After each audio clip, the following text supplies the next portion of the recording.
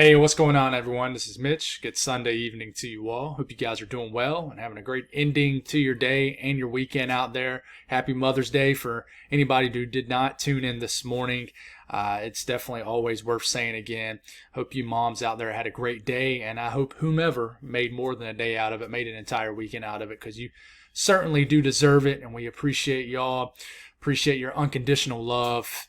And just that just radiates out to all of us, and we certainly appreciate everything that y'all have done and continue to do. So happy Mother's Day to all the moms out there one last time.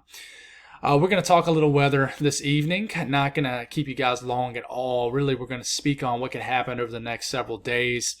I know the main focus has been, like, these videos will focus on what's going to happen 24 hours out. We're actually going to go a little further out. Going to go in maybe all the way to the weekend, talk about what the pattern looks like. I want to say this really quickly, and I'll make another video. I'll go live maybe during the day tomorrow or Tuesday, just to kind of make an announcement. But me and my family are going to Helen, Georgia. I've only been there twice. I've only been there once. One other time was when I was a kid. I think I wasn't even 10 years old. It was awesome, but it was kind of a thing that came up a few weeks ago, and I guess you can call it spontaneous in a way, but not necessarily a huge vacation, more so a chill getaway, but we're looking forward to it. So I want to let you guys know we're leaving out Thursday night, so Thursday morning will be my last video until Sunday evening. So I won't have a video really mainly over the entire weekend. I like to let you guys know that ahead of time. So hopefully there's no big events going on, and we'll actually talk about that in this video, how I'm really thinking that it's going to calm down at least for a period of time. How long? Not sure. Every time I say we're going to enter a quiet period, I jinx it, and it ends up getting very active. But I want to throw that out there for you guys. If you folks have not subscribed, certainly consider doing that. Like the video if you like it. I appreciate a pretty successful first half of May so far. It's been pretty good. The growth has been steady, and for one out of the three slower months that I consider May, June, and July a pretty slow month in the weather world. And you guys have continued to tune in. I appreciate you folks so much. If you guys got anything that I can pray over, as always, please put it in the comments below so I can do that, and so others can do so too. Let's check out what's going on out there. It's a very interesting look out here on satellite. The sun is beginning to set on the Atlantic. As you can tell, this part of the screen over here is starting to get dim. That means we're losing daylight. But you notice all the energy is kind of moving in from the south northward. But then it hits like a brick wall, and all the clouds you see here actually get smashed back down. There is an area of a stronger high pressure up here in Canada, Canadian high pressure, and it flows. The flow is like this around this high pressure, right? So it's going like this, and I really wish I had my cursor up. But then you have a ridge of high pressure that's building in right into here, right? And the flow around this is like this, right? So you see a little bit of a huge, I say a little bit, then I say huge, that kind of contradicts each other, but a pretty large swirl in general in this area. It's because these are kind of gearing up against each other, if you will. So this area of high pressure is influencing all this weather right here, this clouds, and actually pushing it this way. And then you got a spin out here in the west, and then you got this ridging of high pressure right here. So a lot looks like it's going on, and there is numerous showers and storms, but I think it's interesting how, you know, it's pretty calm weather in Canada and North Dakota, and it's squashing all this weather. This is actually what helped pretty much kill our low pressure that gave us all those tornadoes in Iowa yesterday and Nebraska the day before. But we got a little bit of a very weak flow that's been popping off some storms in the southern Appalachian Mountains, and we'll kind of talk about what the general pattern will be over the next few days, and that's what we'll do right now. Marginal risk of severe storms for tomorrow, not a big deal, but I'll mention it. We will have a chance for some severe storms for southern Missouri, northern Arkansas, very small portion of eastern Oklahoma. This could tweak, you know, one way or the other, and I'll certainly give you another update in the morning, as we always do. But the biggest threat with this, if there is even a big threat, is wind and hail. There is a below 2% chance of a tornado, but a 5% chance of wind and hail. And wind is 5% chance of winds pushing 50 knots or higher. Hail is a 5% chance of hail in excess of 2 inch in diameter or larger in this region. So, you know, just a general late spring, summer type thunderstorms. You can get that kind of stuff in any summer thunderstorm, any given day in the summertime. really anywhere in the country, especially the further south you get. So we'll watch for this, and this is really in response to just a short wave. Anytime I say a short wave, think of that as just a piece of energy that rides a boundary, just a stalled frontal boundary, basically the upper portion of this ridge that is building into this region. You'll have little pieces of energy that ride through, and then with daytime heating, instability builds, and then we have thunderstorm development in this region. And depending on what kind of dynamics you have, it could be more severe, more higher in certain areas. We'll get into Tuesday. It could be a stormy Tuesday for the southeast and the mid-south and basically the southern Appalachian Mountains. This includes Nashville, almost to Memphis, but not quite, areas of the Cumberland Plateau, Chattanooga, Atlanta. I could see this extending down to the Birmingham area, Columbia, South Carolina, Charlotte, Asheville, Hickory, all these regions right here. I could see this going to a slight risk, but as of now, you have a pretty decently big marginal risk for Tuesday.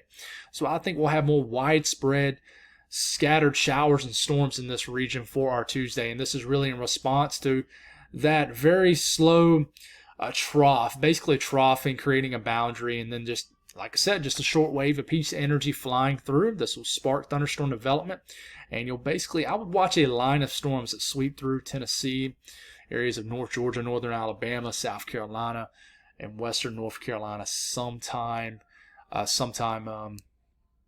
Tuesday. So I might be out and about, might go out there and chase. Over the next couple months, I know I've mentioned this many times, but over the next couple months, I plan on getting some things ready for storm chasing. I'm still praying about it, still thinking on it. It's something that I am very passionate about, but as I've mentioned many times before, it's not all about what Mitch wants. It's what God wants in my life, and that's a steady prayer I'll always pray is, God, lead me where you want me to be, do not let me be driven off my desires. We'll see what happens, but I'm continuing to slowly get some things together, and I might do some test trials on some summer thunderstorms like I've been telling you guys I'm going to do. But let me stop rambling here. So we'll start off Monday morning, and we could already have numerous showers and storms. I would say they're below severe limits, but you can't rule it out. But here in Kansas, Oklahoma, I would watch this area right into here, right where you have the marginal risk. We'll see if the atmosphere really destabilizes. We're thinking it will. And then watch Springfield, Missouri, early in the afternoon. Some severe storms are possible. They start to work their way into the Fayetteville area. My nose is irritating me. Did a lot of yard work this afternoon, so definitely probably kicked up all the allergies and the pollen and stuff like that.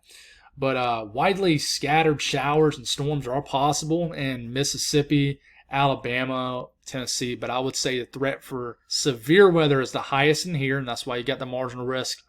I would not rule out an isolated supercell. The Storm Prediction Center says that.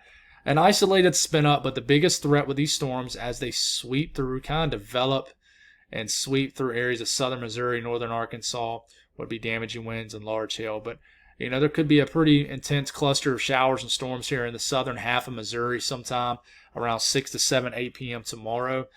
It very well could be here in the Boot Hill, Missouri, northern Arkansas. It could be a lot more widespread down here than what the HRRR model is showing. But please be aware, these storms could be quite intense sometime tomorrow evening in these sections right here where these storms kind of cluster up.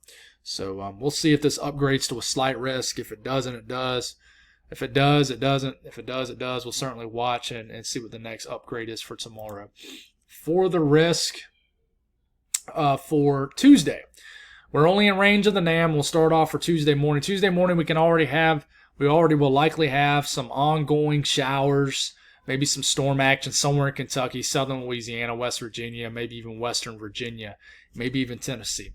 What will happen later on is I think we will have some heating into this region just south of a boundary that will be set up around this region right up here in Kentucky. And as this gets set up, we get into early in the afternoon, and I think an area of storms will develop. Will they be kind of congealed together into a line? Not quite sure, but this is around 3, 4 p.m. Tuesday.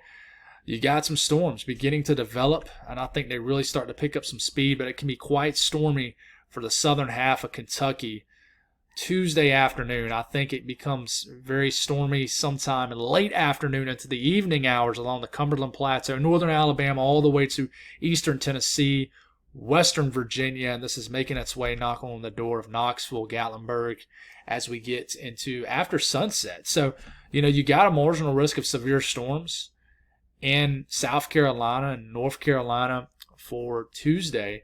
But I could see the worst weather, unless the timing changes, and it very well could.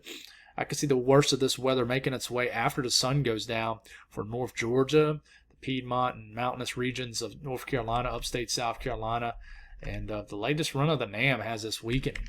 So, to me, I'm reading this as if the Storm Prediction Center is not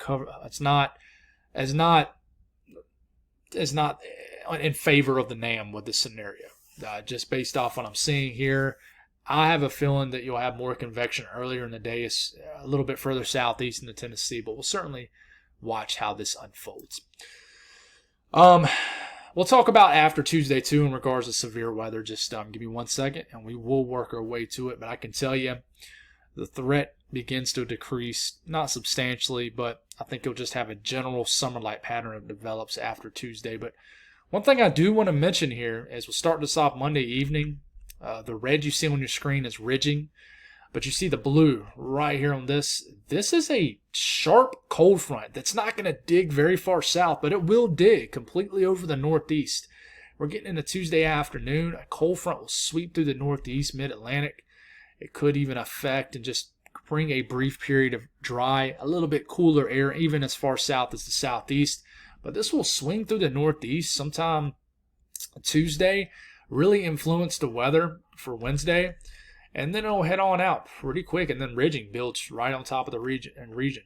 So we'll watch exactly what happens with that, and then we're going to watch this upper low feature that swings in out of Canada into the north central U.S. also.